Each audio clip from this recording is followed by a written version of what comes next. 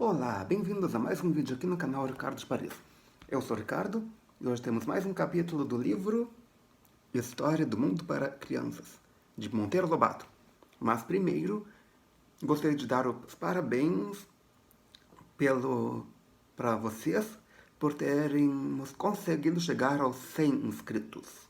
Então, viva! E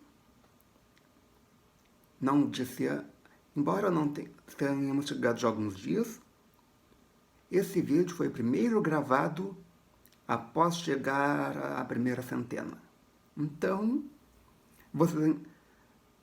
só hoje que saiu, embora já tenha mais alguns vídeos atrás pedindo ainda pelos 100 inscritos. Como foi gravado só hoje, então só hoje que saiu os parabéns para vocês. E também já devem ter visto o vídeo de guloseimas. Se você não viu o vídeo de guloseimas, significa que você não está vendo todos os vídeos, não está acompanhando o canal, ok? Então, acompanhe o canal. Em breve vou lançar a nova meta, ok? Então, vamos para o capítulo. Capítulo 43. Um tocador de camelos. Vamos ver. Hoje não tem ilustração, mas amanhã vai ter. No dia seguinte, Dona Benta começou assim. Aquele tropeiro de ontem me fez lembrar a história de um famoso tocador de camelos. Ao ouvir falar em camelos, Emília veio correndo sentar-se em seu lugarzinho. Bichos eram com ela. O tocador de camelo deve ser o mesmo que tropeiro de camelo, disse Pedrinho. E é, confirmou Dona Benta. Nunca houve um tropeiro que exercesse maior influência no mundo que o da história de hoje. Esse homem nasceu no século XI. Não era romano nem grego, nem teutão nem huno. Não era nem rei nem general, nem papa, mas simplesmente um tocador de camelos. Lá nos países áridos, onde se usam camelos em vez de burros de tropa. Há cameleiros, em vez de tropeiros. Esse cameleiro nasceu numa pequena cidade da Arábia chamada Meca. Já sei, exclamou Pedrinho. A senhora vai falar de Maomé. Exatamente. Esse Maomé devia ser um rapaz muito atrativo e insinuante, porque, indo uma vez tocar uns camelos para uma rica dama árabe, deixou-se apaixonar por ele. E apesar de tratar-se de uma dama rica e de um simples tropeirinho, acabaram casando-se. Depois disso, Maomé largou os camelos e viveu no cômodo até a idade de 40 anos. Maomé tinha um hábito de ir frequentemente a uma certa gruta do deserto, perto da cidade, para estudar e pensar. Ele pensava muito. Devia então ser parente daquele papagaio que Caipira vendeu a inglês, disse Emília, referindo-se a uma anedota que ouvira contar dias antes. Um papagaio que não falava, mas pensava muito. Eu conheço uma parecida. Só que não era um papagaio, era uma coruja. Mas isso vai ficar para outra situação. Se vocês querem ouvir a anedota do português e a coruja, peçam nos comentários aqui embaixo. Eu não vou oferecer de novo. Um dia, Dona Benta prosseguiu. Um dia em que estava na gruta, Maomé dormiu e teve um sonho no qual o anjo Gabriel lhe apareceu com um recado de Alá, para que saísse pelo mundo a fim de ensinar ao povo uma nova religião. Alá em árabe quer dizer Deus. Voltando para casa, Maomé contou o sonho à mulher, a qual piamente em tudo acreditou, tornando-se a primeira seguidora da nova religião. Depois se dirigiu a todos os seus parentes, aos quais também converteu.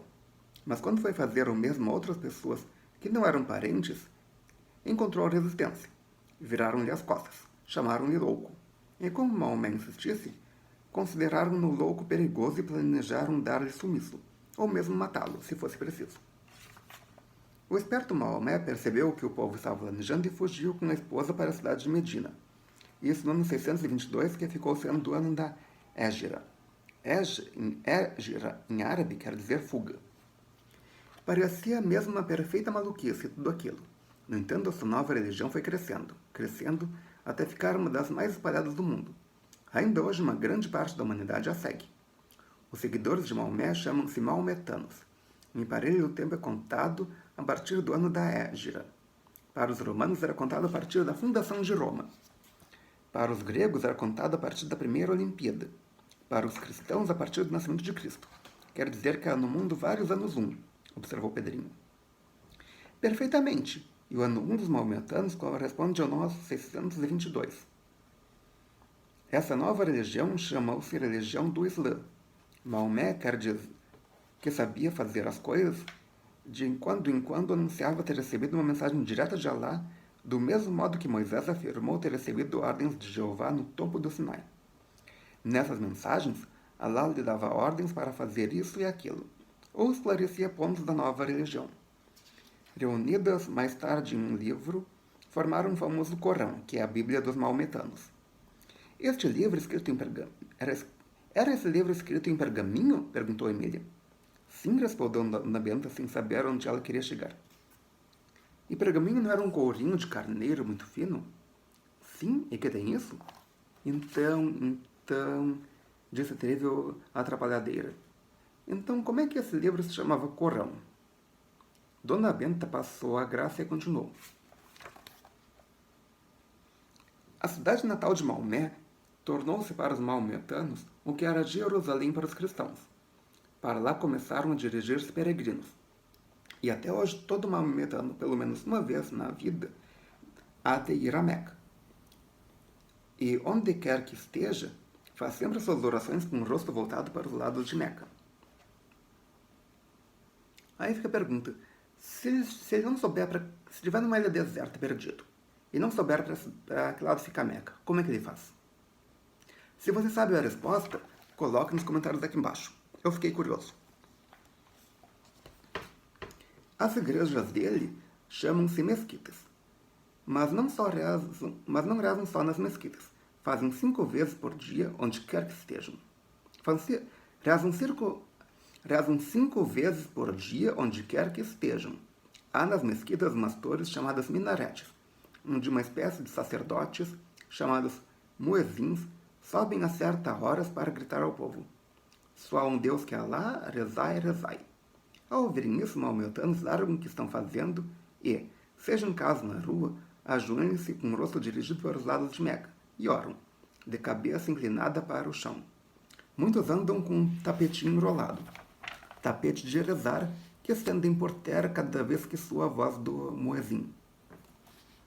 Então, se você um dia estiver na rua e vê uma pessoa carregando um tapetinho embaixo do braço, pode ser que seja maometano. Mas pode ser que seja apenas alguém que comprou um tapete e está levando para casa. Esta religião cresceu rápido porque muita gente gostou das promessas que Maomé fazia para depois da morte. O paraíso por ele descrito era um lugar de todas as delícias, de modo que em poucos anos houve no mundo tantos maometanos quanto não havia cristãos. No começo, os maometanos procuravam converter os povos por meio de argumentos, razões e provas que a sua religião era melhor que as outras. Depois trataram de converter à força, a modo dos bandidos de estrada que diziam, a bolsa ou a vida. Eles diziam, bolsa, vida ou Corão, escolha. Ora, entre ser roubado ou assassinado e mudar de religião, a maior parte dos assaltados preferia a última hipótese. Deste modo, o número de convertidos foi aumentando enormemente. Eles explicaram tal violência dizendo que Alá queria que todos os homens da terra virassem maometanos, não admitindo nenhum com outra crença. Agiam como os cristãos passaram a agir depois que ficaram de cima. Você concorda? Se concorda, coloque nos comentários porque concorda. Se discorda, coloque nos comentários porque discorda. Maomé viveu apenas mais 10 anos depois da Égira. Morreu em 632. Apesar disso, seus discípulos não perderam tempo e, de espada na mão, converteram meio mundo. Entre esses discípulos estavam os grandes chefes chamados califas. O segundo califa que houve, Omar, tomou a cidade de Jerusalém e construiu uma mesquita maometana justamente no sítio do famoso Templo de Salomão, mesquita que ainda hoje está de pé. Ficaram então os maometanos com a cidade sagrada dos cristãos? Exclamou Pedrinho muito admirado. E é verdade, conquistaram-na. e só a perderam 463 anos depois. Mais tarde a retomaram, até a Grande Guerra. Jerusalém estava nas mãos da Turquia, que é um país maometano. Durante essa guerra, toda a Palestina, de que Jerusalém é a capital, foi conquistada pelos ingleses, que a transformaram na pátria dos judeus espalhados pelo mundo. Os árabes maometanos dirigiram-se para os lados da Europa e foram conquistando e convertendo para sua religião os povos conhecidos. Quem se recusava morria. Chegaram, sempre vitoriosos, até Constantinopla, que é a porta entre a Ásia e a Europa. Mas os defensores dessa cidade souberam resistir. Os árabes então abandonaram aquela porta e trataram de entrar por outro lado.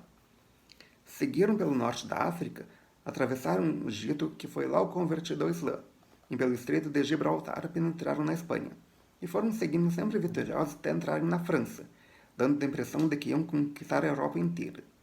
Junto à cidade de Tours, entretanto, foram detidos por Carlos Martelo. Detidos não, vovó, disse Narizinho. Foram pregados. Ou isso. Esse Carlos Martelo era apenas o mordomo do palácio do rei da França, mas valia muito mais que o rei. Foi quem reuniu os guerreiros francos e barrou a marcha até dali vitoriosos califas. Essa batalha de resultados tão importantes para a Europa deu-se no ano 732, justamente 110 anos depois da Hégira, o que mostra a rapidez com que a religião de Maomé havia caminhado. Não conseguiu dominar a Europa, mas na Ásia e na África ficou de cima até hoje. Depois invadiram a Índia e arrasaram a civilização lá existente, implantando a sua. Quando estudarmos a história da Índia, havemos de travar conhecimento com os tremendos reis muçulmanos que reinaram naquele país. Muçulmano é o mesmo que maometano? É a mesma coisa, sim. Que bom. Quer dizer que a senhora vai falar das 1001 noites. Que é o próximo capítulo, que é o capítulo de amanhã.